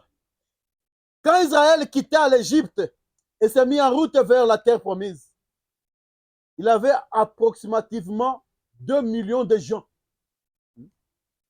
Quand ils sont sortis, il y avait approximativement 2 millions de gens. Il dit, chacun d'eux était sous le même agneau du sacrifice. Vraiment très bien. Tous les Juifs, quand ils sont sortis, tous les 2 millions, tous ils avaient mis sur leur porte le sang. On dit que, parce que s'ils ne l'avaient pas mis, ils mouraient. Ils avaient mis le sang sur leur porte. Donc chacun avait été sous le même signe de l'agneau du sacrifice. Autrement dit, ils n'auraient pas survécu. Dit, chacun d'eux écoutait Moïse le prophète. Vous me suivez très bien. Ils étaient sous l'agneau. Tous ils écoutaient Moïse le prophète. Chacun d'eux fut baptisé en lui dans la mer Rouge. Chacun de ces 2 millions-là fut baptisé dans la mer Rouge. Lorsque Dieu détruisit l'ennemi, chacun d'eux dansa. Les femmes avec Myriam sur le bord de la rive, ils étaient là, tous ils ont dansé, ils étaient contents parce qu'ils étaient en train d'écouter quelque chose, de voir la puissance de Dieu. Ils étaient sous le même baptême de Moïse. Il y avait Dieu qui les accompagnait. Et puis, chacun d'eux s'était accompagné de Moïse parce qu'ils l'ont suivi dans la marche qu'il était en train de faire. Et il l'attendit chanter en esprit. Chacun d'eux mangea dans le désert cette même manne qui tombait du ciel, de la nouvelle manne chaque soir. Ce qui est un type du message maintenant. Frère, on me dit, chacun d'eux, il marchait avec Moïse. Il mangeait la même manne avec Moïse, qui était le type de ce message que nous sommes en train d'écouter aujourd'hui. Et combien aujourd'hui, avec nous maintenant, ils sont en train de prêcher, ils sont en train de parler de Branham, ils sont en train d'ouvrir des brochures, ils sont en train de dire, frère Branham a dit. On continue. Chacun d'eux mangea. Mais sur les 2 millions, combien s'en tirèrent? Voilà la question ce matin. Ils étaient contents d'être sortis, d'avoir appliqué le sang. Tout le monde a fait ça. Ils sont passés dans la mer Rouge. Ils ont chanté en esprit quand ils ont vu le corps des Égyptiens sur le flanc de la mer Rouge. Quand ils ont demandé la manne, ils ont vu ça. Ils pouvaient entendre Moïse parler. Branham dit, c'est pareil. C'est le type du message que nous sommes en train d'écouter aujourd'hui. Chacun d'eux en mangea. Mais sur les 2 millions, combien s'en tirèrent? 2. Soit 1 sur 1 million. On dit 1 sur 1 million. Sur 2 millions qui étaient contents d'être sortis de l'Égypte. Sur les milliers que nous pouvons voir aujourd'hui, d'être sortis des pentecôtistes, des amis malades, ou je ne sais pas, des protestants, des musulmans, de qui là? D'avoir parlé sur le message du temps de la fin. Combien vont s'en sortir? On me dit quelque part. Parce que plusieurs sont en train de mourir dans notre désert aujourd'hui. Nous mangeons tous cette même manne, cette nourriture que Dieu a envoyée. Le Saint-Esprit a envoyé un message qui est venu pour préparer la seconde venue du Seigneur. Mais combien vont s'en tirer? Dieu donne des conditions. On a vu cela dans la chanson, qu'il est exigeant. Il est sévère dans ses exigences. Mais aujourd'hui, on a des gens qui apportent n'importe quoi, qui veulent ajouter du n'importe quoi. Mais la parole de Dieu, elle demeure la même. Je ne veux pas que les gens qui dorment, vous me déconcentrez. La parole de Dieu doit rester la même. Celle qui est tombée à la Pentecôte, c'est ce que nous devons voir aujourd'hui. Ce que Paul a prêché, ce que Paul a cru, ce que Branham a cru, c'est ce que nous devons voir ce matin. Et nous avons vu que cela ne doit pas venir d'ailleurs. Ça doit venir seulement de la parole de Dieu. On a vu que nous n'avons pas besoin d'une nouvelle doctrine ce matin. Non. Mais d'agiter ce que nous avons. De mettre en pratique ce que nous avons. Pourquoi? Branham dit ceci. 174. Il y a ce soir environ 500 millions de chrétiens dans le monde. À son époque-là, on comptait environ 500 millions de chrétiens dans le monde, y compris les catholiques et tous les autres. 500 millions de soi-disant chrétiens dans le monde. Aujourd'hui, nous en avons combien? J'ai posé la question sur Internet. Combien on peut avoir de soi-disant chrétiens dans le monde? Internet m'a dit 2 600 000. Donc, c'est un développement exponentiel. Hein? C'est ça qu'on dit en mathématiques. C'est 5 fois plus que ce qu'il y avait seulement au temps de Branham. 5 fois plus aujourd'hui. Il nous dit ceci. Si l'enlèvement se produisait ce soir, cela signifierait que si une personne était prise sur 1 million, il dit ceci, je ne dis pas que c'est ça sera le cas. Mais si c'était le cas, dans les prochaines 24 heures, 500 personnes auront disparu. En 65. C'est une prédication de 65, ça. Oui. En 65, Branham dit, s'il devait y avoir l'enlèvement sur la terre, ce soir-là, si on doit marcher tel que Israël a marché, si on doit prendre le même exemple de 1 sur 1 million, il n'y a que 500 personnes qui seraient parties. Mais ce n'est pas ce que la Bible dit. Nous prenons seulement un exemple. N'allez pas dire que j'ai dit ça. Et aujourd'hui, j'ai pris aussi les 2 600 000 qui sont sur la terre. Si on doit faire le même exercice, on n'aura que 2 600 personnes. Si l'enlèvement arrivait et que 1 sur 1 million, comme au temps de Moïse, puis entrer dans la terre promise. Et frère me dit, et d'ailleurs, nous avons plus de ces nombres qui disparaissent dans le monde chaque année et chaque jour plutôt, et qu'on ne le saura même pas. C'est pourquoi, quelque part, il dit, c'est un départ soudain et secret. On ne le saura même pas. Dieu fera de sorte que les gens partiront et les églises vont continuer à prêcher. Ils ont tous mangé avec Moïse. La même manne. Ils ont écouté Moïse prêcher. Mais ces gens-là n'ont pas cru. Dieu a dit quoi? Je vous donnerai la manne, mais je verrai s'ils vont suivre mes lois. Dieu a envoyé le message dans ce temps de la fin. Dieu vous a envoyé un prophète puissant, avec un message puissant, qui est venu pour préparer la seconde venue du Seigneur. Le message qui nous a ramenés dans la Bible. Mais aujourd'hui, on a beaucoup qui ne veulent plus de cette Bible ici. On a beaucoup qui ont rejeté la Bible. Ce n'est pas étonnant. 2 sur 2 millions étaient entrés ces jours-là. Pensez-nous que c'est aujourd'hui que ça va changer?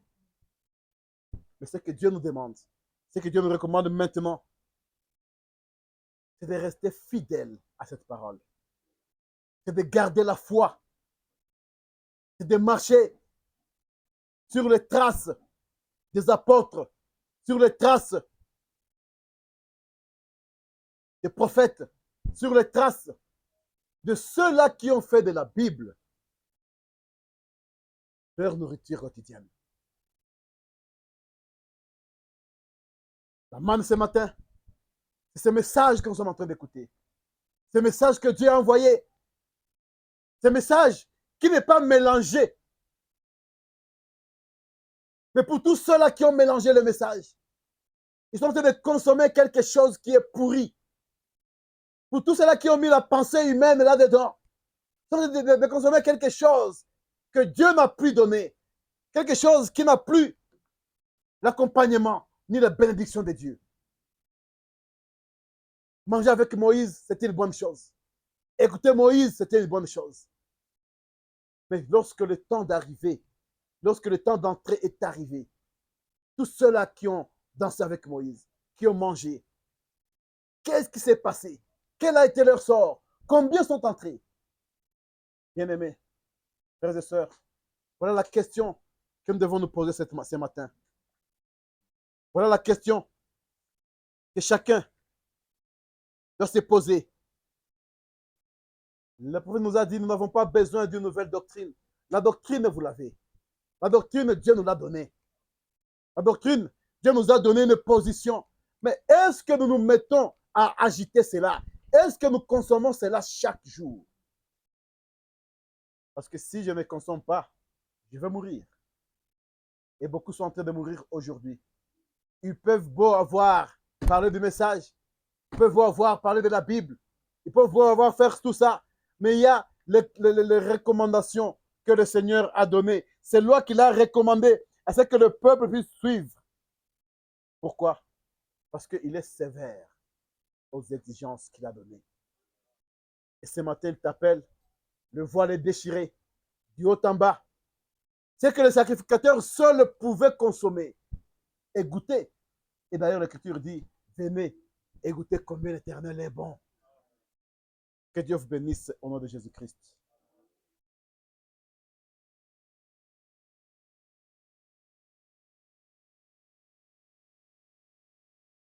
Dans les bons et mauvais jours. Jusqu'au bout, je vais te suivre, Seigneur. Dans les bons et mauvais jours. Le seul qui puisse me donner la vie, le seul qui puisse me donner à atteindre ces jours-là, lorsque Dieu va appeler, lorsque nous serons entrés au niveau de ces pays-là que le Seigneur est parti préparer.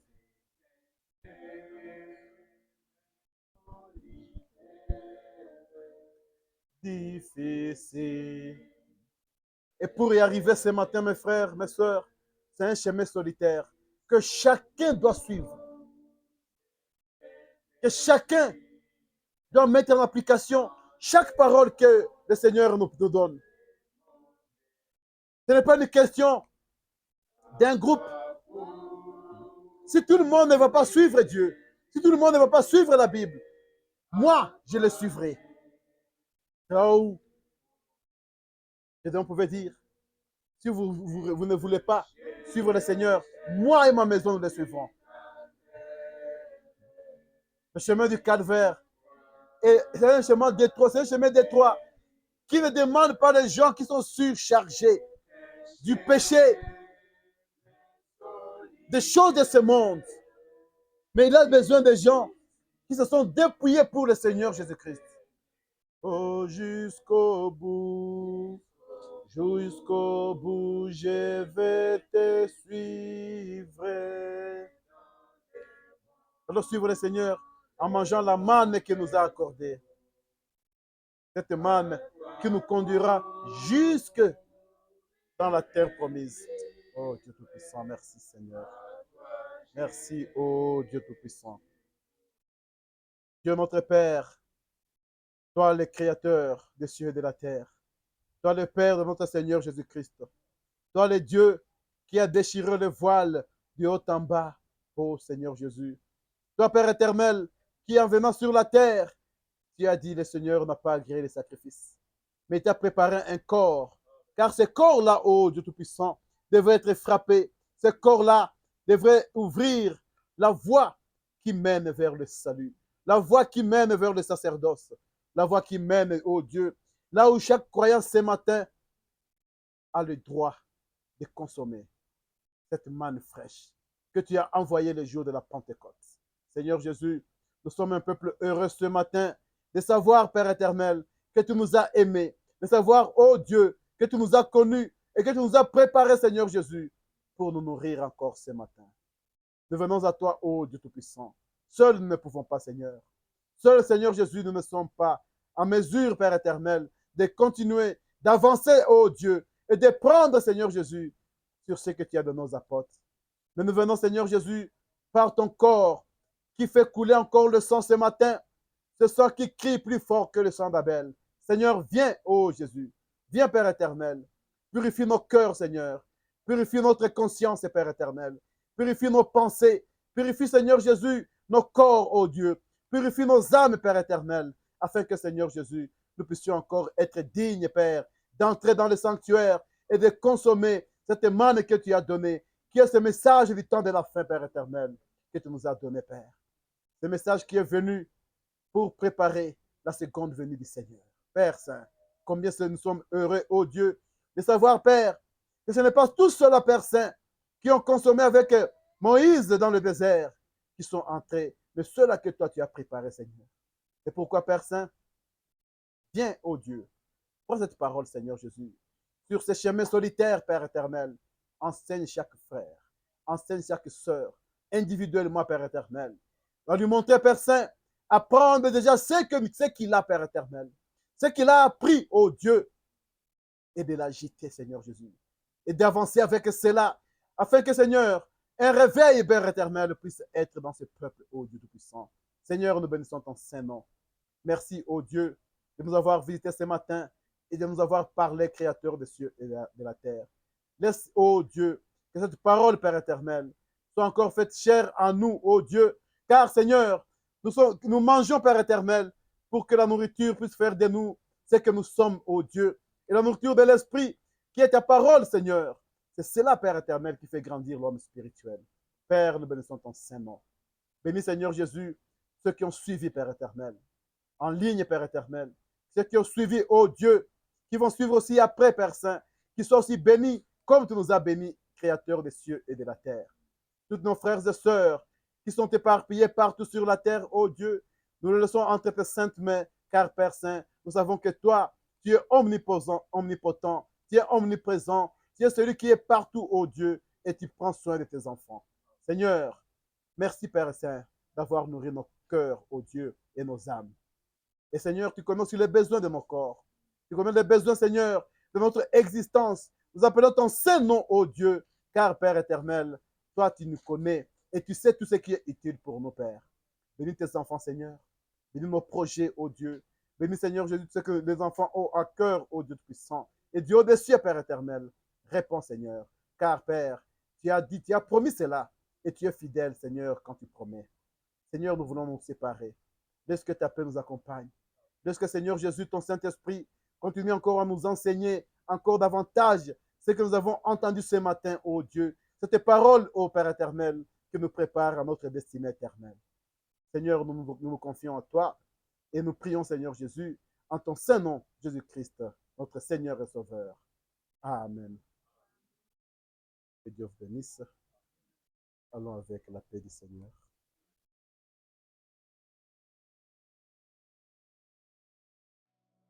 Tutaomba mpaka mbingu iseme, mumaombi, mumaombi, mumaombi, mumaombi. Tutaomba mpaka mbingu iseme. Je prierai, je prierai, je prierai, oh je prierai, moi je prierai, jusqu'à ce que Dieu me guérisse. Je prierai, je prierai, je prierai, oh je prierai, moi je prierai, jusqu'à ce que Dieu me touche. Nalo sambo, nalo sambo, nalo sambo, nalo sambo, nako bondela, tilo leko ya nola. Nalo sambo, nalo sambo, nalo sambo, nalo sambo, nako bondela, tilo leko.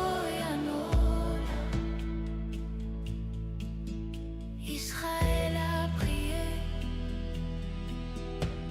Moïse a prié, Abraham a prié, c'est à mon tour de prier.